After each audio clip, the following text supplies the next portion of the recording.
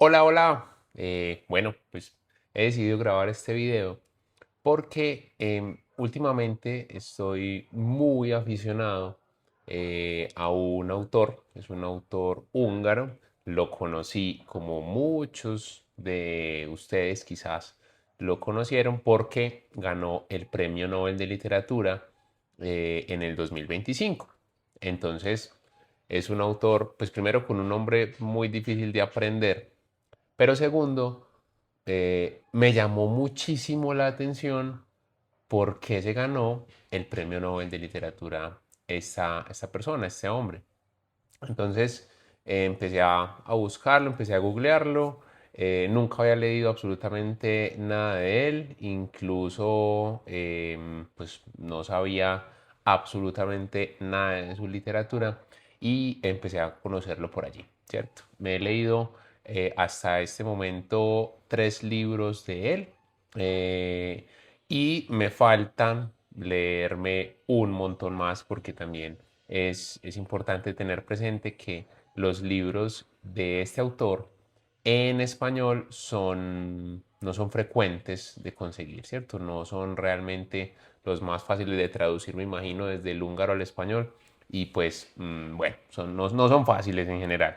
Y además he visto que la mayoría de libros que están disponibles están en especial en versión electrónica, porque me imagino pues que será más fácil para nosotros. Esto lo estoy grabando desde Latinoamérica y pues me imagino que el tema de distribución y demás será complicadísimo.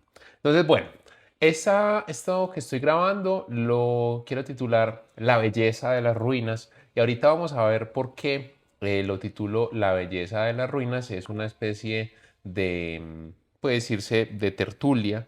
Tengo un pequeño guión sobre el que quiero pues ir trabajando, y este creo que será un video un poco largo, pero que en general busco que sea muy significativo para todas las personas que quieran acercarse al autor y que sean también pues curiosos de la literatura. Vamos a arrancar. Entonces, primero, vamos a ver qué importancia tiene el hecho de que alguien se gane el Premio Nobel de Literatura, y sobre todo qué importancia tiene el Premio Nobel de Literatura. Entonces, es importante tener en cuenta que el Premio Nobel de Literatura es un premio que fue creado, o los premios Nobel fueron unos premios que fueron creados por el inventor de la dinamita, y esta persona de apellido Nobel, no sé si Alfred, me imagino que se llamará Alfred Nobel, creo tener un vago recuerdo de ello. Esa persona los creó pues de alguna manera para compensar también el daño que su invención podría hacer al mundo, y sobre todo pues en el marco de las guerras. Y específicamente lo que encontré es que el premio Nobel fue creado para resaltar los campos del esfuerzo humano. Entonces es importante tener esto en cuenta. El Premio Nobel de Literatura resalta algo muy bonito que puede hacer el ser humano, y es poder a través de las palabras comunicar su realidad, y a través de las palabras pues tener la capacidad de contar lo que está viviendo. Entonces, ese Premio Nobel de Literatura, si nosotros lo empezamos a ver hacia atrás, y empezamos a indagar quiénes ganaron los Premios Nobel de Literatura en el pasado, es muy, muy fácil que nos podamos encontrar con que lo han ganado personas que han contado momentos claves de la historia del mundo. Es decir, el Premio Nobel de Literatura típicamente se le entrega a un autor que trabaje o que esté contando en su obra lo que está pasando en el mundo en ese momento. Entonces es una especie de máquina del tiempo, ¿sí? O de ventana al pasado. Si yo voy y busco el Premio Nobel de Literatura de hace 30 años y leo y me acerco a su obra, pues entonces muy posiblemente pueda entender qué estaba pasando hace 30 años en el mundo. Esa es la virtud del Premio Nobel de Literatura. Es importante que tengamos muy, muy en cuenta que los premios Nobel no se le entregan a un autor porque publicó un libro. Eso a veces es un error muy frecuente en el que caemos, y es que decimos, Gabriel García Márquez ganó el Premio Nobel de Literatura por Cien años de soledad. Bueno, pues no es tan así. Es decir, hay libros que son muy importantes, libros que son insignias de los autores, pero la idea es que el autor tenga una obra. Al autor no se le entrega un premio por un libro, se le entrega un premio por su obra. Y en el caso de Laszlo Krasznahorkai, tenemos que este autor ha publicado libros, pero también ha hecho guiones para películas. Algunas películas son adaptaciones de sus libros, pero este autor es muy importante porque tiene una obra muy extensa y es una obra que cuenta un contexto bien complejo de la historia. Entonces vamos a acercarnos a la historia de este autor y primero vamos a arrancar por el contexto geopolítico. Entonces vamos a situarnos en Hungría. Hungría es un país que está en Europa Central y limita con su capital es Budapest y limita con Ucrania, Eslovaquia, Rumania, Croacia y Austria. Entonces tiene un contexto geopolítico muy complejo porque fijémonos que tiene unos vecinos muy poderosos, pero al mismo tiempo pasa algo muy importante con Hungría y es que no tiene salida al mar. Entonces, al no tener salida al mar, lo que sucede con Hungría es que pues no tiene la forma en cómo se comunica es muy diferente a un país costero, un país, por ejemplo, como los latinoamericanos, a excepción de Bolivia, que pueda tener salida al mar y que pueda tener también comercio. Eso condiciona mucho el comercio y pues como condiciona tanto el comercio, pues también condiciona la economía y condiciona las formas de vida de los habitantes. Entonces, después de la Segunda Guerra Mundial, resulta que Hungría empieza a ser parte del Pacto de Varsovia, ¿cierto? Porque el Ejército Rojo soviético ocupa Hungría y Hungría empieza a ser parte del Pacto de Varsovia. ¿Y esto por qué es importante? Porque el Pacto de Varsovia lo que hace es una alianza entre diferentes países que busca hacer contrapeso a la OTAN, a lo que hoy es la OTAN que aún conocemos. Entonces, estos países empiezan a hacer una especie de resistencia contra la OTAN, pero al mismo tiempo empiezan a ser un brazo político y armado muy importante de lo que en su momento fue la Unión Soviética. Entonces eso condiciona todo el tema de, pues primero del arte, de la cultura, por supuesto de la literatura en Hungría, pero al mismo tiempo hace que se funde o se transforme Hungría, esa Hungría de la preguerra, en la posguerra, se transforma en la República Popular Húngara. Y esto es muy importante para nosotros porque en 1954 nace Laszlo Krasznahorkai y él nace en todo ese ambiente que les estoy contando, ¿cierto? Él nace en un ambiente de un país que está en la posguerra, que está haciendo parte de unos pactos políticos importantes, que está de vecino de la Unión de Repúblicas Socialistas Soviéticas. O sea, es una situación, no lo llamemos compleja, pero es muy particular porque la forma de vida de este país pues va a estar muy condicionada por todo lo que está pasando a su alrededor. Y en 1956, cuando Laszlo Krasznahorkai, el protagonista de este video, tiene apenas 2 añitos, lo que sucede es que hay una insurrección masiva en Hungría. Y esta insurrección fue para buscar que se saliera del Pacto de Varsovia. Pero adivinen qué pasó, fue reprimida de una manera muy contundente precisamente por los integrantes de ese mismo Pacto de Varsovia. Entonces, estaban protestando contra el Pacto de Varsovia y eso se les devolvió, porque entonces esas mismas personas, esos mismos entes del Pacto de Varsovia, esos mismos actores del Pacto de Varsovia, reprimieron esa protesta. Y eso marcó un antes y un después en la historia de Hungría, porque solamente hasta 1991 es que se va a poder salir de esa República Popular Húngara, o sea, que va a poder llegar un cambio de mentalidad. Entonces, toda la vida de Laszlo Krasznahorkai va a estar en todo este universo, ¿cierto? En todo este universo. Entonces, Laszlo Krasznahorkai lo que vivió fue, a lo largo de toda su vida, una especie de laboratorio de cómo se va construyendo y cómo se va configurando la Europa que hoy conocemos.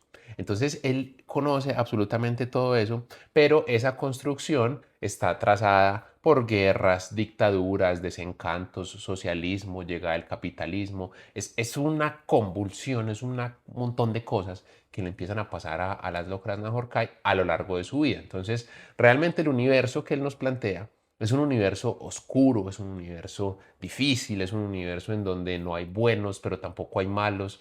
Vamos a ver que sus personajes tienen una ambigüedad muy interesante en materia de la forma en cómo perciben la realidad, pero también es una forma, es un universo que empieza a ser narrado desde adentro.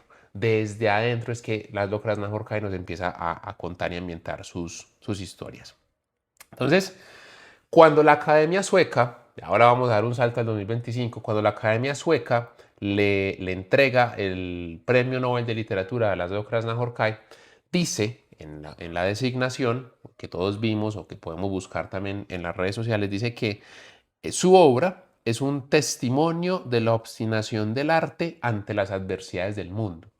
Y yo creo que ahí es donde está la clave de la razón por la que le dan el Premio Nobel de Literatura a Laszlo Krasznahorkai, pero es realmente por la reivindicación del arte ante las adversidades.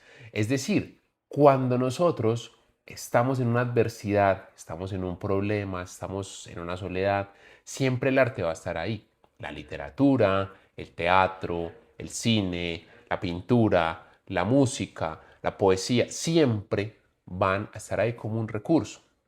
Entonces, ante esas realidades tan apocalípticas que nos presenta Laszlo Krasznahorkai en su obra y que pues realmente tienen sus equivalentes en la vida real, ante esas adversidades siempre hay algo bonito, siempre hay algo que resaltar. Y vamos a ver que a lo largo de los libros de Laszlo Krasznahorkai nos vamos encontrando con cosas muy difíciles, muy complicadas, pero que al mismo tiempo son cosas en las que él nos invita a encontrar la belleza o en la que los personajes también nos invitan a ver lo bonito del mundo. ¿Sí? Entonces, los personajes o el mundo krasnahorkiano, yo lo percibo como un mundo gris, un mundo de personajes sumamente reprimidos, es un ejercicio, es un mundo con un temor al ejercicio de los derechos de las personas les da miedo actuar, las personas les da miedo ejercer sus derechos, pero al mismo tiempo es un mundo en el que se disfrutan los privilegios más simples, los privilegios más sencillos, empiezan a tomar mucha validez y empiezan a tomar mucha relevancia en este universo krasnahorkiano. Entonces, en 1985 él publica su obra Tango Satánico. De esa obra no vamos a hablar en este video, quizás podremos hablar en un video más adelante. Publica su obra Tango Satánico y en esta obra Tango Satánico entonces vemos cómo un Mesías llega a una comunidad rural, ¿cierto? Y es también como ese simbolismo de buscar que las personas refugien todas sus esperanzas en un solo individuo que va a venir a salvarles pues el mundo y a salvarles la vida. Y en el 89, cuando cae el muro de Berlín, publica su obra La melancolía de la resistencia, que por aquí la tengo. Entonces, ¿qué pasa? La melancolía de la resistencia es el libro por el que muchos creen que a Laszlo Krasznahorkai le dieron el premio Nobel, pero no es así, ¿cierto? Como les acabo de contar, al premio Nobel se le entrega a un autor que tenga una obra, ¿cierto? Que tenga muchas cosas que decir a lo largo de su obra. Pero pues realmente este libro es el más emblemático y por eso es el centro de este video, ¿cierto? Por eso es que lo decidí traer como núcleo central para entender todo el universo krasnahorkiano. Y eh, este libro en particular me parece muy bonito. Del segundo capítulo de este libro existe una película y pues es un libro que solamente está dividido en tres capítulos, ¿cierto? Es solamente un capítulo perdón, es un libro que está dividido en solamente tres capítulos. El primer capítulo se llama Circunstancias extraordinarias y es una introducción. El segundo capítulo se llama Las armonías de Werkminster y el tercer capítulo se llama Sermo Super Sepulcrum, que es la deducción y ya es, digamos, el último capítulo pues, de este libro. Y todo el libro está escrito más o menos así, ¿cierto? Más o menos así. Entonces podemos ver que todas las páginas, miren, son letra tras letra, tras letra, tras letra, tras letra. Y me recuerda mucho la forma de escritura de Saramago, pero también de un autor colombiano, específicamente de Medellín, que se llama Gilmer Mesa.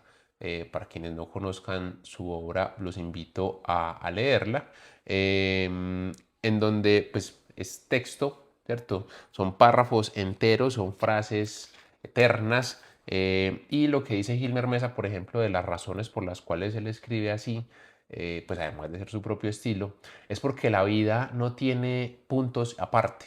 La vida solo tiene comas, comas, comas, comas, comas. Y a veces tiene puntos seguidos, pero realmente la vida tiene muy poquitos puntos y aparte. Entonces, creo que también puede ser un buen símil para entender este autor. Entonces, miren, por ejemplo, venimos acá, párrafo, encontramos un párrafo nuevo y seguimos, ¿cierto? Entonces, si, por ejemplo, usted es una persona que le gusta descansar entre lecturas, entre párrafos, hacer una lectura más meditada, al enfrentarse a un libro como este, o al enfrentarse a un libro como este, le recomiendo que tenga un lapicito a la mano para que marque en dónde va, porque con toda seguridad se va a perder. ¿Listo? Bueno, entonces vamos a entrar en esta historia, en Melancolía de la Resistencia. Lo primero que conocemos es a la señora Flaun. Bueno, voy a hacer aquí una salvedad. Voy a pronunciar los nombres de los personajes como yo los entendí, ¿cierto? Los lectores sabemos que a veces hay nombres muy complicados de leer porque están escritos en un idioma muy ajeno al nuestro, y pues lo que sucede es que en nuestra mente le hacemos una fonética. Entonces vamos a arrancar con la señora Flaun. La señora Flaum resulta que está en un universo frío, está esperando un tren, ese tren va tarde, ella se monta a ese tren y ese tren va tarde, es un tren maluco, ese tren huele maluco, ese tren va lleno de gente. O sea, mejor dicho, lo más incómodo que ustedes se puedan imaginar. Pero al mismo tiempo, ahí de una vez el autor nos dice que la señora Flaum piensa que todos los personajes, todos los que van ahí montados al lado de ella, son unos vulgares campesinos. Entonces, él dice, la señora Flaun aparentemente tiene su vida en orden y en ese orden le sirve como ese orden le sirve como una isla en medio de la imprevisibilidad universal. Entonces, ¿qué pasa? Vemos que la señora Flaun va viajando hacia una isla de la imprevisibilidad universal, pero para acceder a esa isla, según lo que menciona el mismo autor, la única vía de acceso son los recuerdos.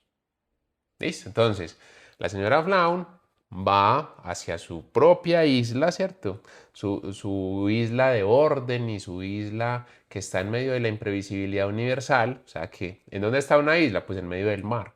Ese mar es la imprevisibilidad de todo el universo. Y ella solamente tiene una partecita organizada. Pero resulta que la única vía de acceso a esa isla es a partir de los recuerdos. O sea que, ¿realmente esa isla existe o no? ¿Cierto? Me queda la duda de qué tan real sea esa isla.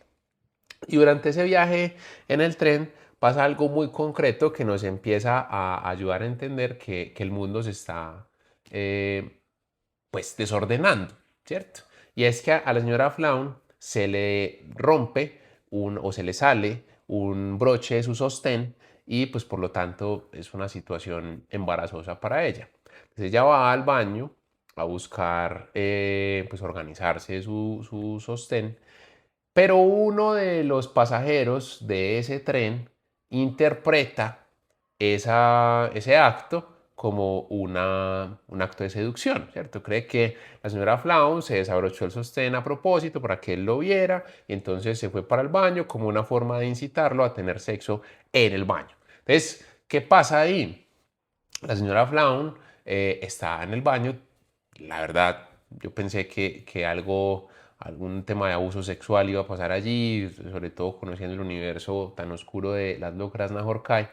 Pero resulta que no, resulta que la señora Flaun lo que hace es que despacha a este hombre del baño, lo insulta, se defiende y el hombre le responde también de una manera muy agresiva. Entonces vemos que esta señora pues también tiene sus recursos para poderse defender. Cuando llegan a su destino, cuando llegan al pueblo al cual se dirigía, es un pueblo que no sabemos la verdad qué pueblo es, pero sabemos que es un pueblo en Hungría.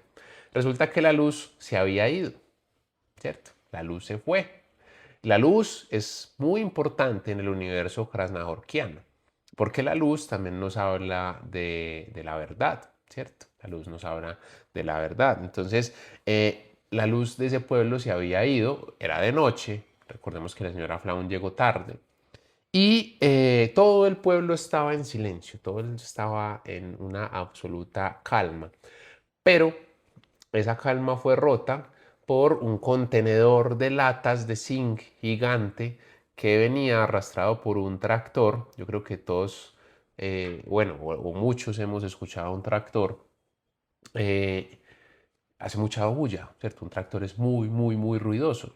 Entonces imagínense un pueblo medio desierto, un pueblo sin luz, un pueblo dormido, en el que una mujer sola va caminando por la calle y de repente esa paz es rota por un tractor jalando un contenedor de lata. Es una cosa pues súper ruidosa, súper, súper ruidosa. Entonces, ante esto, la señora Flaun se hace varias preguntas y se las voy a leer, ¿cierto? Dice, bueno, la señora Flaun entonces ve también que en el pueblo hay unos pósters en donde se tiene publicidad de un circo. Dice, atención, fantástica atracción, la ballena gigante más grande del mundo y otras sensaciones secretas de la naturaleza. En la Plaza Kossuth, plaza de mercado a la derecha, días 1, 2 y 3 de diciembre, tras exitosa gira europea. Billetes a 50, niños y soldados a mitad de precio. Atracción, fantástica atracción. Y ahí también se menciona que el príncipe es uno de esos actores tan importantes de ese circo. ¿Quién es el príncipe? No lo sabemos todavía. Pero la señora Flaun se hace una serie de preguntas. ¿Por qué un circo? Aquí, cuando nadie sabe si no se va a hundir la tierra mañana mismo. Dejar entrar este incubo tirado por una bestia maloliente, cuando la ciudad es toda ella una continua amenaza. ¿Quién tiene ganas de divertirse en medio de este caos? ¿Qué broma de mal gusto es esta? ¿Qué idea más incompatible y cruel? ¿No será que de eso se trata precisamente? De que ya todo da igual, de, de que alguien se divierte con la confusión. Entonces miren que dice como que pues que, que tiene que ver un circo con lo que hoy estamos viviendo acá. ¿Listo? Entonces la señora Flaun siguió preguntando todo esto mientras pues se iba para la casa y allí empezamos a conocer el entorno, el ambiente en el que se desarrolla esta historia. Entonces el autor nos dice que ella empieza a atravesar un gélido laberinto de calles vacías y es importante tener muy presente que lo que empezamos a percibir es que hay una, ¿cómo llamarlo? Un temor o una resistencia a lo nuevo. Que miren las preguntas que se hace la señora Flaun, miren todo el ambiente que empieza a suceder pues a lo largo del libro, entonces vemos que hay un ambiente maluco, ¿cierto? Bueno, y posteriormente vemos que llega un personaje importante a ser contado en el libro, y es que nos damos cuenta que la señora Flaun tiene un hijo. Este hijo se llama Baluska. Listo, importante, recordemos, Baluska. Y Baluska realmente nos es presentado como un mal hijo, ¿cierto? Como un hijo que no cumplió las expectativas de la mamá, que realmente se mantiene en el bar con los borrachos y adicionalmente pues es un hijo que no, eh, no está con su mamá, ¿cierto? Y eso para todos yo creo que es fastidioso. Y la señora Flaun entiende el mundo en dos categorías. Unos son los juerguistas rumiantes y otros son los criminales silenciosos. Entonces, miremos el calibre y es desde el punto de vista de una superioridad moral. La señora Flaun ve que pues nadie viene al mundo a ayudarle a ella. Pero al mismo tiempo nos paramos en esas calles desordenadas, sucias, malolientes, llenas de ratas, llenas de polvo, y pues le damos la razón, ¿cierto? En ese primer capítulo, la señora Flaun va contándonos lo que va viendo y lo que va percibiendo y realmente, de acuerdo con lo que hasta el momento conocemos, pues no tenemos cómo debatirle. Y allí llega la señora Esther a hacerle la visita a la señora Flaun. Imagínense una visita de noche, usted recién llegado de un viaje, cansado, su hijo no está, su hijo está en el bar, en la taberna, realmente lo más impertinente del mundo, pero pues bueno, allá apareció la señora Esther. Esther es el apellido de la señora. Entonces resulta que ella previamente estuvo casada con un señor de apellido Esther, pero decidieron cortar por lo sano su relación, pero nunca se separaron. Entonces ya sigue usando el apellido de casada. Cosa extraña, pero que le vamos a encontrar sentido más adelante. Eh, este señor, el esposo de la señora Esther, el señor Esther, es un señor jubilado, ¿cierto? Un señor jubilado que trabajó como director de la orquesta filarmónica. Entonces, este señor estaba absolutamente dedicado a la música y pasa algo muy interesante y es que él descubre o reconoce una nueva forma de afinar los instrumentos, ¿cierto? Que es el método dodecafónico. Entonces, es el principal la principal persona que postuló esta o que defendió esta idea de afinación del método decafónico eh, es de apellido Werksminster. Y esto es también el título del segundo capítulo, las armonías de Werksminster. Entonces es muy importante este aspecto para la historia porque el señor Esther identificó que hay una forma, no solo hay una forma de afinar los instrumentos o de comprender las formas en cómo se afinan, disculpas, no es mi ámbito, no puedo profundizar mucho en el tema de la afinación de los instrumentos, pero él descubrió que había más de una manera de poder interpretar esa forma de afinar los instrumentos. Entonces, ¿qué pasa? Para él, el mundo en el que había confiado y en el que había creído durante toda su vida se derrumbó y él decidió encerrarse a afinar su piano con la nueva forma de afinación que había descubierto y a interpretar música durante toda su vida. De la señora Esther no estuvo, digamos, como muy de acuerdo con eso y por eso también pues, fue que se separaron, ¿cierto? Así que vamos a ver que el señor Esther, según el autor, me parece muy particular, decidió prescindir de sus servicios conyugales. Y así fue la forma en cómo pues, se separaron. Algo mm, muy particular, llamémoslo así, de la forma en cómo se separaron y la forma en cómo están viviendo. Bien, entonces la señora Esther llegó a donde la señora Flaun. La señora Flaun empezó a hablar mal de Balusca, a decir, ve a este muchacho por allá en las tabernas, en los bares, a ponerle quejas de Balusca. Pero también la señora Esther viene a contarle que la Comisión Ejecutiva Municipal no quiere dejar entrar el circo al pueblo porque se tienen muy malas percepciones y malas noticias desde otros pueblos. Entonces, esta situación nos empieza a relatar que la señora Esther tiene también un interés y un control desde el punto de vista político del pueblo, que miremos que ella está también como de alguna forma recolectando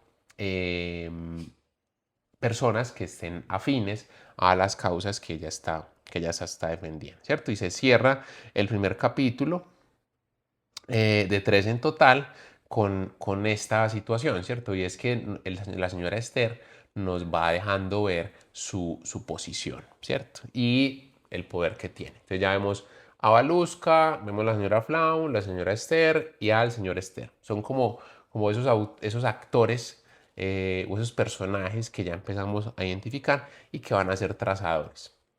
Dentro del capítulo 2 es donde se enmarca la mayoría de actividades, pues, o la mayor parte de la trama. Vemos que el capítulo 2 arranca en la página 91. Vamos a ver, para que ustedes se hagan una idea, arranca en la página 91. O sea, más o menos este es el capítulo 1. Y el capítulo 2, perdón, el capítulo 3 arranca en la página 377. Eso quiere decir que es hasta acá. Miren. Entonces este es capítulo 1, capítulo 2 y capítulo 3. Entonces vemos que de este capítulo hay una película que se llama Las Armonías de Westminster. Voy a buscar si de pronto hay un sitio web en donde podamos consultar o que ustedes puedan consultar la sinopsis de la película. Yo me la vi por streaming, pero lamentablemente no se consigue muy fácilmente. Entonces digamos, una limitante para poder disfrutar de las películas cuyo guión está elaborado por Lalo Krasznahorkai. Haré lo posible por dejarles en la descripción alguna pequeña sinopsis de estas películas. Bueno, y en el principio de este capítulo conocemos a Baluska. Baluska está en un bar. En ese bar vemos que al contrario de lo que dice la mamá, él no está ya borracho, sino que al contrario, los borrachos están disfrutando de su presencia y él lo que hace es que es un curioso de los astros, ¿cierto? De los astros. Y de nuevo aquí aparece el tema de la luz. Entonces los astros, el sol, por ejemplo, es una estrella. El sol nos ilumina, nos da luz y cuando no hay luz es porque no hay astros. Entonces, etimológicamente, allí vemos la palabra desastre, ¿cierto? Desastre, sin astro, desastre, sin astros. Entonces, Baluska es un aficionado de los astros. Y lo que él hace en el bar es que él pone a los borrachos, él les explica a los borrachos cómo funcionan el sistema solar. Entonces le dije, bueno, usted es el Sol, parece aquí. Usted es un planeta, entonces usted va a girar alrededor del Sol. Usted es la Luna, entonces usted va a girar alrededor del planeta, mientras que el planeta va girando alrededor del Sol. Y así, entonces hace coreografías con los borrachos y ese conocimiento del cosmos a él lo intriga un montón, es un aficionado del cosmos, es una persona que le gusta mucho ese tema y lo disfruta, pues explicárselo a estos borrachos del bar. Y por eso es que pues la mamá dice que se mantiene allá, pero realmente Baluska no está allá bebiendo ni nada por el estilo. Bien, entonces dice Baluska, ni siquiera nos damos cuenta de los extraordinarios acontecimientos de los que somos testigos. Entonces vemos que en medio de todo ese caos, en medio de toda esa amargura, hay una persona que tiene esperanza y es Baluska, pero paradójicamente Baluska nos había sido presentado como el malo de la historia.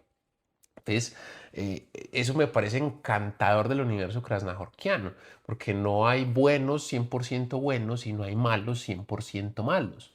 Es muy bonito encontrar que todos como seres humanos tenemos una parte buena y tenemos una parte no tan buena o una parte mala. El yin y el yang, el blanco y el negro, ¿cierto? El positivo y el negativo. Todos lo tenemos. Todos tenemos cosas de las cuales enorgullecernos y todos tenemos cosas de las cuales no sentimos tanto orgullo o de las cuales también nos podemos avergonzar. Listo.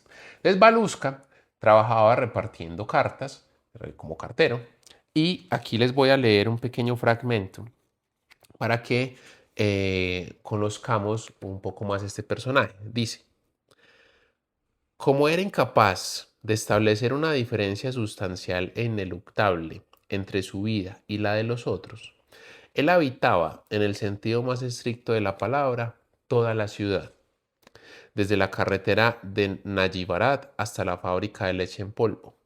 Por esto mismo tenía que recorrer día tras día toda la ciudad, como el propietario de su finca, y protegido por su fama de lunático, debido a su confianza absoluta que lo abarcaba todo y su imaginación insaciable. Acostumbrada a la inmensa libertad del cosmos, iba y venía desde hacía 35 años, de manera incansable y casi a ciegas, como si caminara por un minúsculo nido. Qué belleza, ¿cierto? Ahí vemos que esa ciudad era el nido de Balusca, es decir, si es el nido, es una ave, esa ave quiere volar, pero esa ave está recorriendo realmente su finca. Es el lugar en donde él se siente seguro, pero su fama de lunático no lo dejaba realmente que lo tomaran en serio. Entonces, vemos que es un personaje que está sufriendo una tragedia, pero que al mismo tiempo la está sufriendo en su lugar seguro, en su hogar. Pero su mamá no confía en él. Incluso su mamá lo ve mal, ¿cierto? Su mamá lo ve de una mala manera, cosa que realmente nos empieza a conmover mucho y es parte de ese universo krasnahorkiano. Conmover, a, digamos que contrastar, a través de esos contrastes, conmovernos y mostrarnos realmente el mundo. Entonces, él caminaba mucho, caminaba muchísimo, o sea que conocía muy bien cada uno de los aspectos de la ciudad y no tenía mucha capacidad de adaptarse al mundo, ni el mundo de tomarlo a él. Y aquí quiero leerles otra clave importante, porque yo creo que con esto vamos a terminar de entender muy bien ese personaje. Dice, su simple y asombrado saber, referido a una totalidad mayor, o sea, el cosmos, ¿cierto? Excluía a su ser de la facultad de orientarse en el mundo, para vergüenza imborrable de su madre y para disfrute de los lugareños, y lo incluía en la burbuja irrompible de un instante eterno, invulnerable y transparente. Andaba, callejeaba, correteaba de manera incansable y casi a ciegas, llevando en el alma la belleza incurable de su cosmos personal. La belleza incurable de su cosmos personal. Bellísimo. Es un personaje que tiene adentro un montón de cosas que no puede sacar, pero tampoco sabe cómo y nadie lo entiende, ni siquiera él mismo. Porque su cosmos, pues solamente lo conoce él, ¿cierto? Entonces, aquí el autor nos lanza una frase fulminante después de esto tan lindo que nos cuenta de su personaje, y es que Baluska en verdad no sabía nada del universo, pues su saber no era de hecho un saber. Ahí hay mucho que cuestionarnos, o tenemos mucho que cuestionarnos frente a lo que sabemos. ¿Realmente sabemos algo o conocemos un relato? Es decir, su saber no era realmente un saber.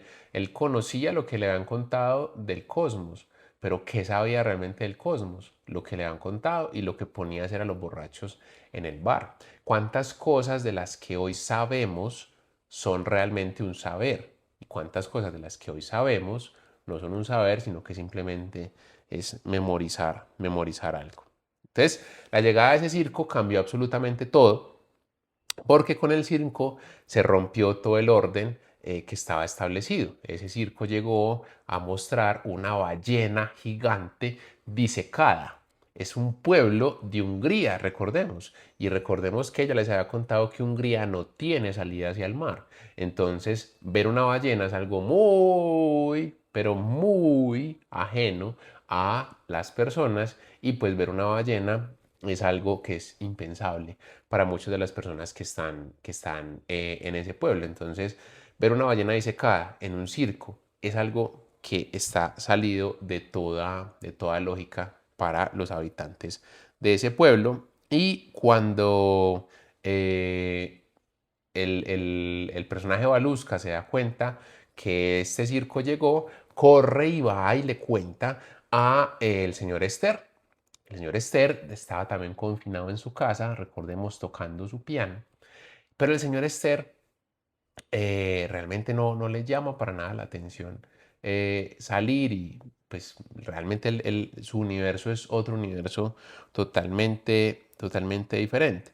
Em, pero al mismo tiempo vamos a ver que esta noticia, Baluska corre a dársela de una manera muy bella.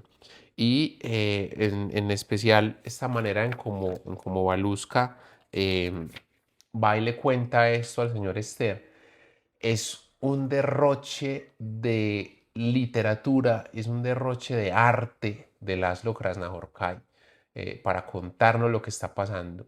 Y yo les invito a que disfruten este fragmento que les voy a leer porque realmente es el fragmento que a mí más me, me conmovió, pero al mismo tiempo es un fragmento que nos muestra la capacidad tan hermosa de las letras y de las palabras para contarnos lo que está pasando. Laszlo Krasznahorkai va iterando, o el narrador va iterando entre la mente de Baluska y el contarnos qué es lo que está pasando alrededor. Entonces, Baluska va a contarle al señor Esther que el circo llegó. Entonces dice, porque entonces tendría algo que ver, tendría algo que descubrir. Llamó 3 veces a la puerta como solía hacer siempre. Vería el orden indisoluble, un poder hermoso e inconmensurable que acogía en una totalidad única y serena la vida fugaz e interdependiente de peatones y navegantes, de habitantes de continentes y mares, del cielo y de la tierra, del agua y del aire. Vería, sí, que el nacimiento y la muerte solo son dos momentos estremecedores de un continuo despertar. Y cuando comprendiera, vería también el resplandor propio de una mirada asombrada. Sentiría, tocó con suavidad el picaporte de latón de la puerta, el calor que descendía de las montañas, de los bosques, de los ríos y de los valles. Descubriría la misteriosa amplitud de la vida humana.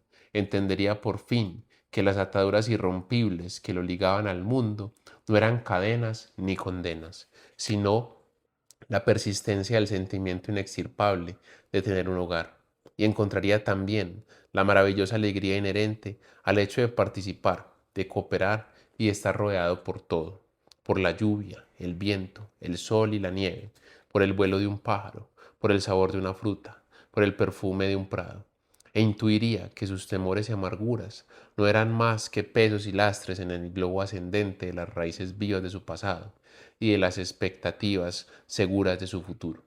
Así como sabría también por fin, abrió la puerta, que cada uno de nuestros minutos es un paso por los amaneceres y las noches, por los fluctuantes inviernos y veranos de una Tierra sumida en un continuo movimiento rotatorio entre planetas y estrellas.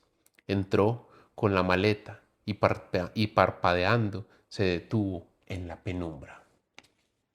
Hermoso, ¿cierto? Realmente bello porque allí es donde conocemos a un Baluska muy diferente al Baluska del primer capítulo, que por cierto lo conocemos realmente a través de los ojos de la mamá, pero es un hombre bondadoso, ingenuo, amable, es un hombre que tiene solo un amigo en el mundo y ese amigo es el señor Esther.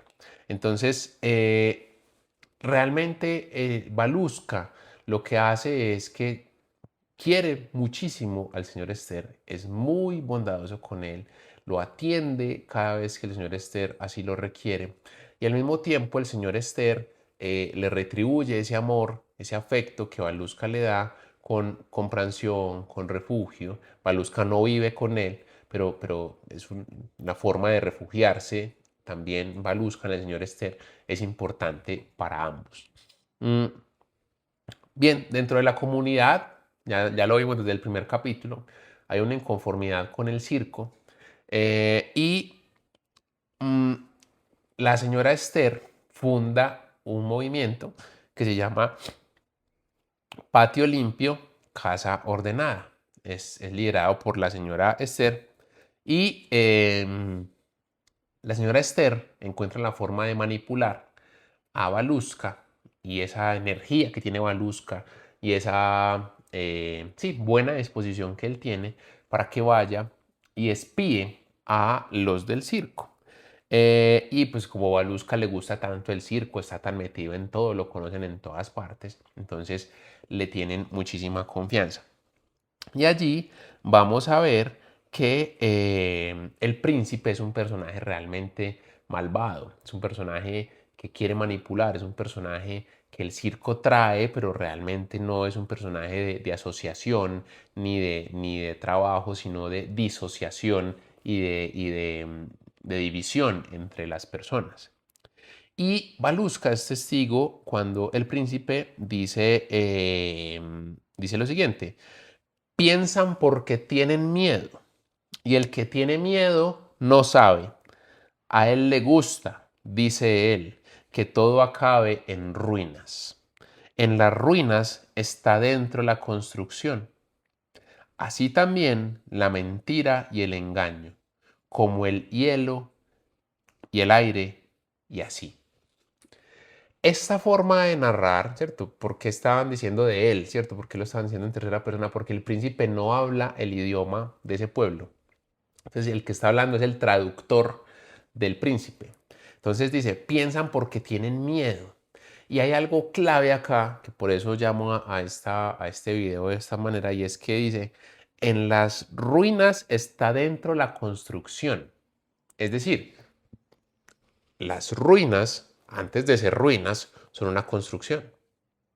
Entonces, cuando vemos las ruinas, de alguna manera estamos viendo la construcción en su fase ya final,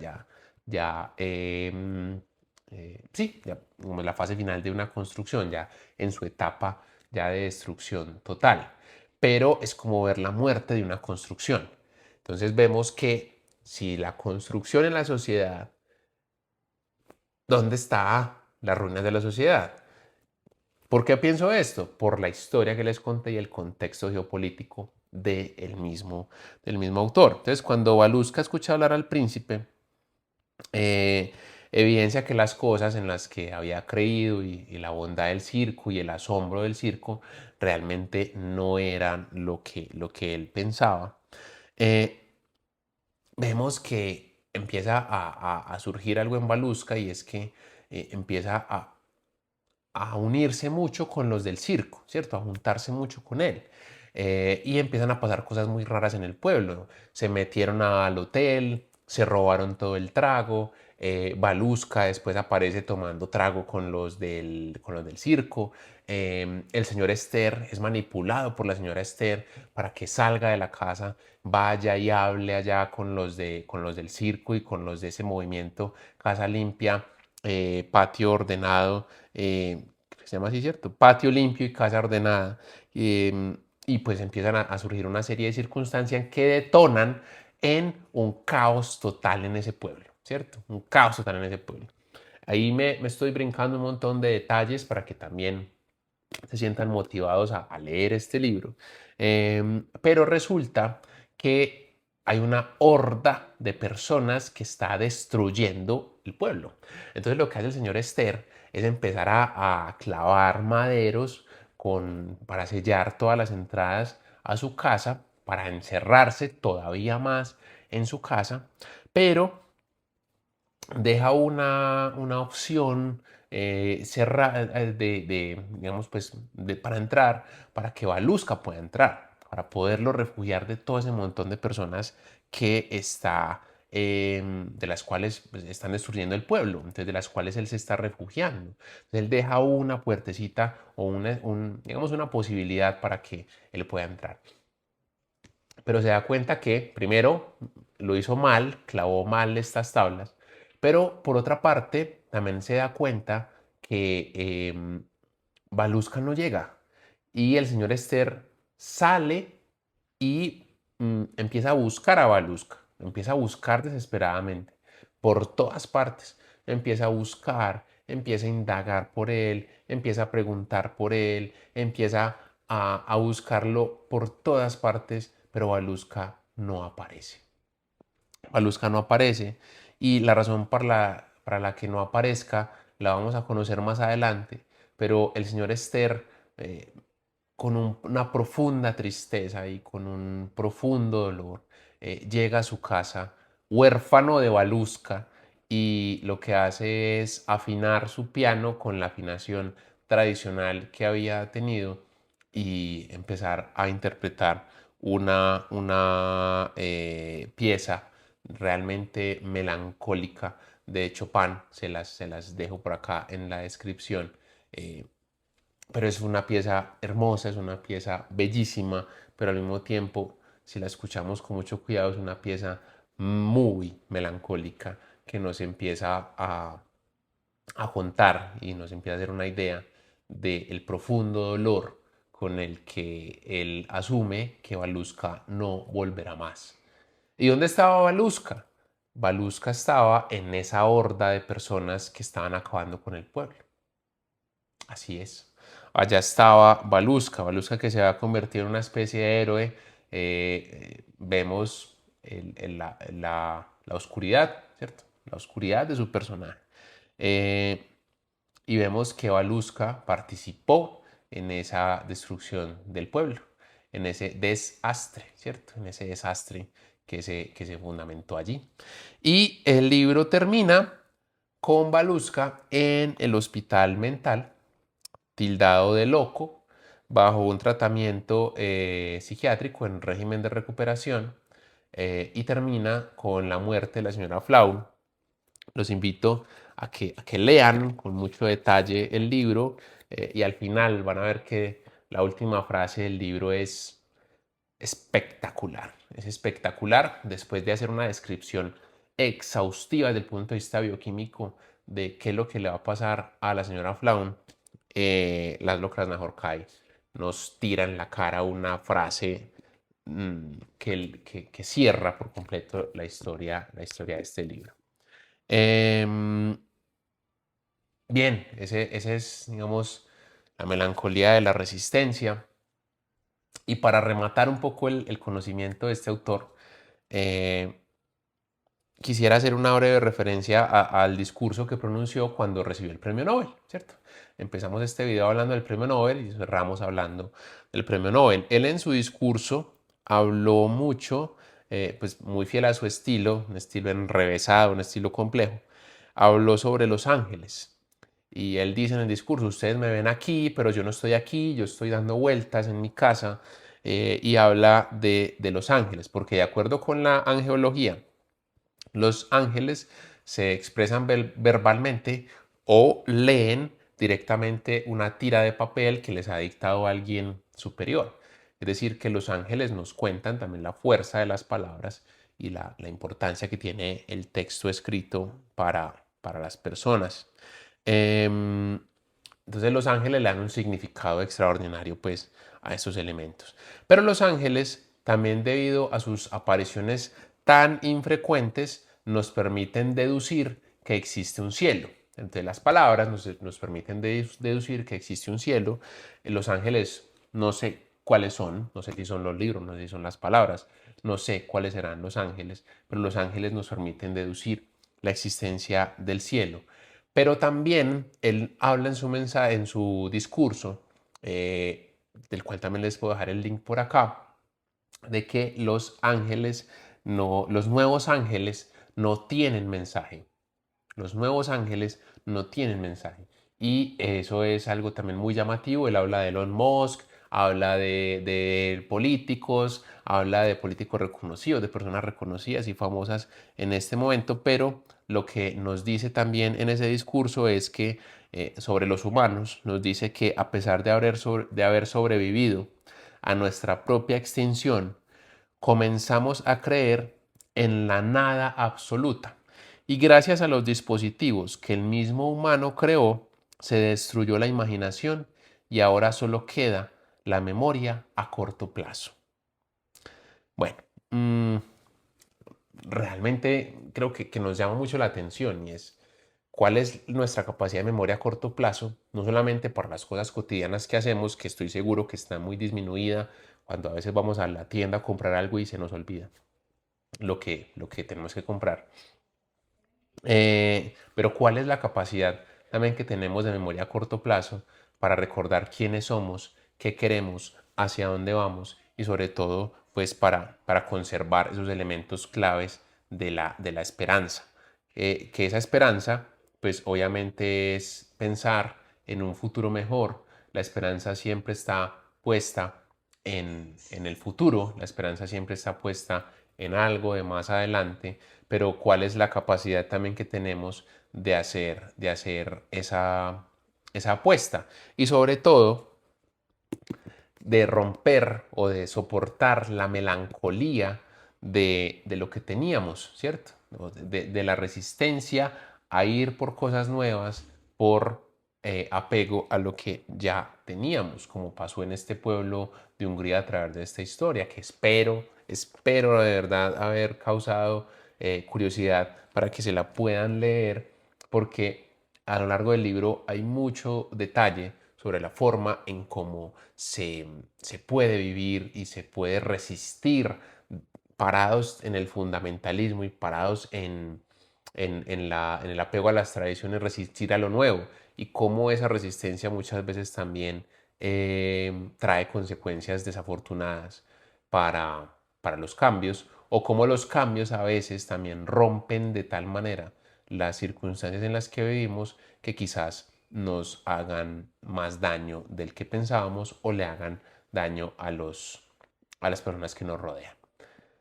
Bien, este fue este video. Espero que les haya gustado. Sé que es un video muy extenso, así que si llegaron hasta aquí es porque de seguro les va a gustar Laszlo Krasznahorkai.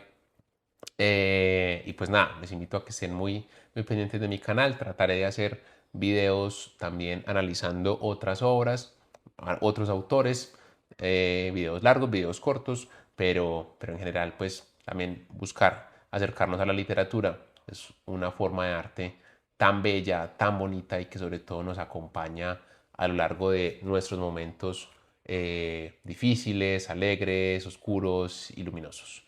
Así que, bien, chao.